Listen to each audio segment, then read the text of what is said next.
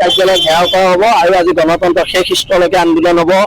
আজাদ চৌধুৰীক গ্ৰেপ্তাৰ কৰি জেল হাজতলৈ প্ৰেৰণ কৰিব লাগিব। হাইকোৰ্টৰ অৰ্ডাৰ আছে, ঘৰ এভেকশ্যন কৰিব লাগিব। আৰু আজাদ চৌধুৰীক খিলন দিয়া মানুহক যে দম দিব পৰা হ'ল, এতিয়া আজাদ চৌধুৰীক পুলিচে গ্ৰেপ্তাৰ কৰিব নে বিল এছ চি থানা ল'ৰাই তাক ঘৰৰ পৰা ধৰি আনিব, সেইটো প্ৰশাসনে ডিচিশ্যন ল'ব। আৰু এটা কথা স্পষ্ট, আজি যিখন সংগ্ৰাম হ'ব গণতন্ত্ৰৰ শেষ স্থলৈকে সংগ্ৰাম হ'ব। সকলোকে ধন্যবাদ। জয় অসম। এটা প্ৰশ্ন যে আপুনি বহু সময়ত স্পষ্টীকৰণ দিয়ে এই আন্দোলনখনে ক'ৰবাত আওপকীয়াকৈ বিজেপিক এইবোৰ বিজেপি কংগ্ৰেছৰ নেৰেটিভটো আপোনালোকে নানিব হা। এইটো নেৰেটিভ এইকাৰণে নানিব যে আমি খিলন দিয়া হকে এখন সংগ্ৰাম কৰিছো, এই সংগ্ৰামখন আমাক কৰি থাকিব লাগিব। আৰু এটা শেষৰটো প্ৰশ্ন, বিল আছে এটা শৃংখল চালে ব্যক্তিগত বা দলীয়ভাৱে কি অনুধাৱন কৰা প্ৰকৃত যিসকল ভাৰতীয় নাই সেইটো নহয়, প্ৰকৃত ভাৰতীয় নাগৰিকক শাস্তি কৰিব নালাগে। আমাৰ অসমীয়া মানুহৰ বিৰুদ্ধে এখন প্ৰতিবাদ হ'ব। পোনপ্ৰথমে শিৱসাগৰৰ প্ৰত্যেক সৈনিকক ধন্যবাদ জনাইছোঁ। ইতিমধ্যে শ সৈনিক আহি ইয়াত উপস্থিত হৈছে আৰু আজি যোৰহাটত খিলন দিয়া মানুহৰ এখন সংগ্ৰাম হ'ব। সেই সংগ্ৰামত আজি আমাৰ তিনিচুকীয়া জিলাৰ পৰাও অভিষেকৰ নেতৃত্বত বহুতো ল'ৰা আহিছে, বহুতো সৈনিক আহিছে, তাৰ বাবে ধন্যবাদ। আৰু ডিব্ৰুগড় জিলা সমিতিৰ পৰাও বহুতো ল'ৰা আহি উপস্থিত হৈছে, সকলোকে ধন্যবাদ। গোলাঘাটৰ পৰা আহি আছে,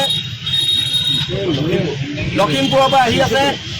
আৰু আজি যোৰহাটত বাংলাদেশীৰ বিৰুদ্ধে হ'ব সংগ্ৰাম, গণসংগ্ৰাম আৰু গণৰাম।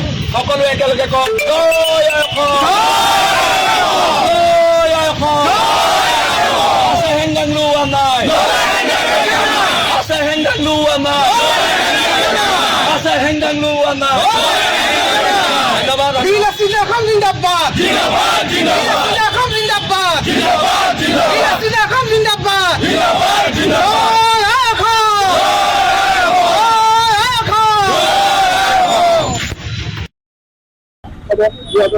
আজি যোৰহাটৰ পৌৰসভা কাৰ্যালয় ঘেৰাও কৰা হ'ব আৰু আজি গণতন্ত্ৰ শেষ স্থলৈকে আন্দোলন হ'ব।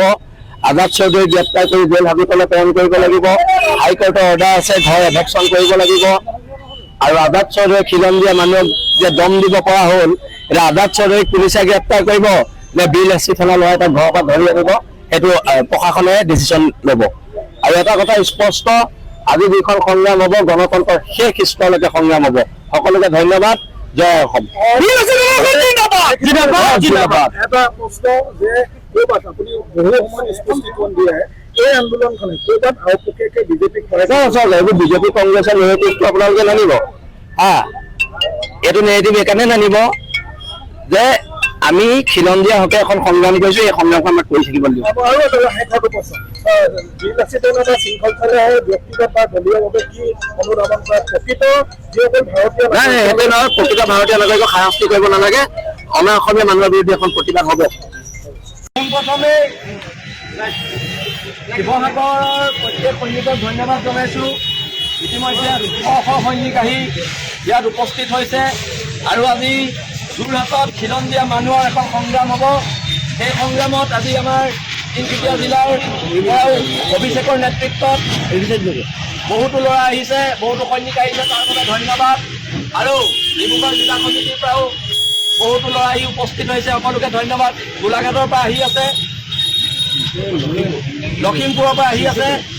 আৰু আজি যোৰহাটত বাংলাদেশীৰ বিৰুদ্ধে হ'ব সংগ্ৰাম, গণসংগ্ৰাম আৰু গণৰাম। সকলোৱে একেলগে কওক জয় অসম, জয় অসম।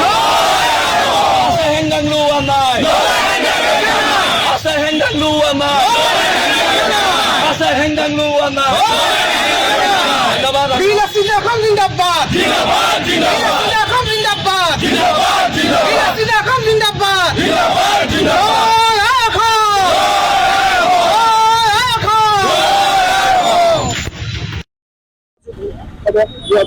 আজি যোৰহাটৰ পৌৰসভা কাৰ্যালয় ঘেৰাও কৰা হ'ব আৰু আজি গণতন্ত্ৰ শেষ স্থলৈকে আন্দোলন হ'ব।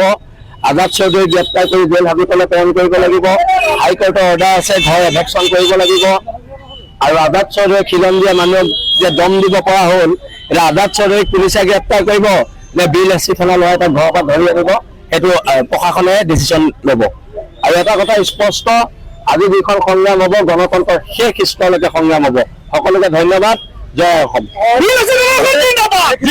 জিন্দাবাদ। এটা প্ৰশ্ন যে ক'ৰবাত আপুনি বহু সময় স্পষ্টীকৰণ দিয়ে এই আন্দোলনখনে ক'ৰবাত আওপকীয়াকৈ বিজেপিক এইবোৰ বিজেপি কংগ্ৰেছৰ নেৰেটিভটো আপোনালোকে নানিব হা। এইটো নেৰেটিভ এইকাৰণে নানিব যে আমি খিলঞ্জীয়া হকে এখন সংগ্ৰাম কৰিছো, এই সংগ্ৰামখন আমাক কৰি থাকিব লাগিব। আৰু এটা শেষৰটো প্ৰশ্ন, নিৰ্বাচিত শৃংখলচাৰে ব্যক্তিগত বা দলীয়ভাৱে কি অনুধাৱন কৰা প্ৰকৃত যিসকল ভাৰতীয় নাই নাই সেইটো নহয়, প্ৰকৃত ভাৰতীয় নাগৰিকক হাৰাশাস্তি কৰিব নালাগে। অনা অসমীয়া মানুহৰ বিৰুদ্ধে এখন প্ৰতিবাদ হ'ব। পোনপ্ৰথমে শিৱসাগৰৰ প্ৰত্যেক সৈনিকক ধন্যবাদ জনাইছোঁ। ইতিমধ্যে শ সৈনিক আহি ইয়াত উপস্থিত হৈছে আৰু আজি যোৰহাটত খিলঞ্জীয়া মানুহৰ এখন সংগ্ৰাম হ'ব। সেই সংগ্ৰামত আজি আমাৰ